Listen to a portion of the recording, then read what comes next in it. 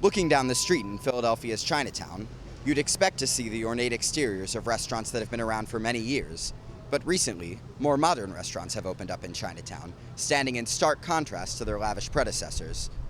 As more youth flock to eat contemporary cuisine, more traditional restaurants are feeling the pressure to cater to a younger audience. You know, the food always to change right now, not like all stay the tradition of before. You need to change the dish. You need a new menu, new idea. Everything doing the ourselves. So that problem hire the people pretty difficult. We just can find some help, but really cook. We just do by ourselves. Sometimes right now, especially right now, the people don't like working the long hour because the restaurant, you need, the very tough business. In 2008, we had the Great Recession. And the Philadelphia Chinatown Development Corporation organization, we were asking ourselves, well, what's going to happen to Chinatown? Because the economy is really bad. You know, we've had many established restaurants here for a long time, and they were all struggling at that time.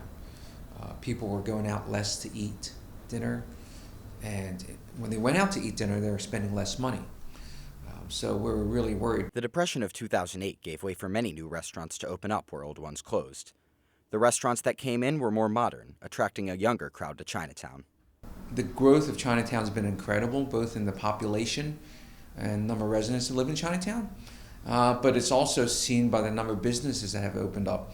In the last 5 years, we've seen tremendous growth in the number and variety of restaurants in Chinatown. We saw a lot of new restaurants replacing older restaurants, and they were replaced with younger entrepreneurs. And those types of businesses, like for instance, bubble tea shops, they're really attracting a much younger crowd. Tito is the first tea house in Chinatown specialized in bubble tea. Like, they have bubble tea everywhere else in Chinatown, but they're not specialized. And we are the one that, like, main brand from Taiwan, and the bubble tea is from Taiwan. I would say like a bar for under 21, come in. But I would say it's more like a cafe. I kind of like bring more people into Chinatown now, because back in the day, Chinatown is not many places for a kid to hang out. That's the whole idea. We want to create a hangout spot for the people too. Chinatown today is much younger. In a short period of time of 5 years, I think, maybe the average age of the Chinatown visitor or patron was maybe 45 to 55. Today, I think that's dropped down to maybe 30 to 35. Since the average age of a Chinatown visitor decreased, more modern restaurants have gotten a lot of business. A lot of people here, we happy. Mm-hmm. So they can give you a lot of business. Businesses just increase by year after year.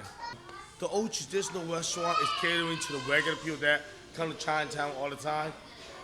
All the new spot is actually bringing more people into Chinatown. I remember when I was came here 10 years ago, Chinatown wasn't busy like this. But now you can see people walking on the street. You see all kind of people, not just Chinese.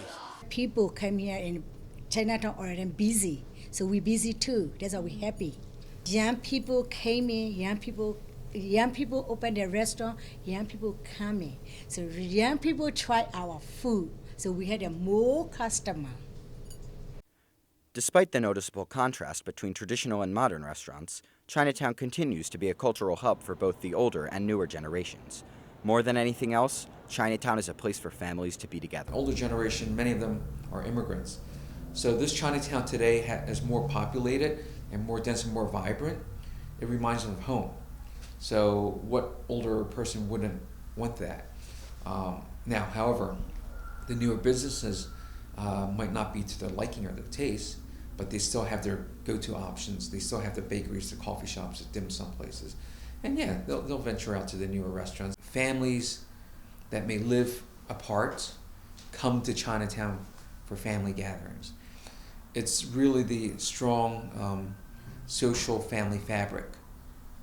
New and old Chinatown, although ostensibly in direct competition, are actually interdependent. Modern restaurants keep more people coming into Chinatown, Will traditional restaurants keep Chinatown close to its roots, family, and culture?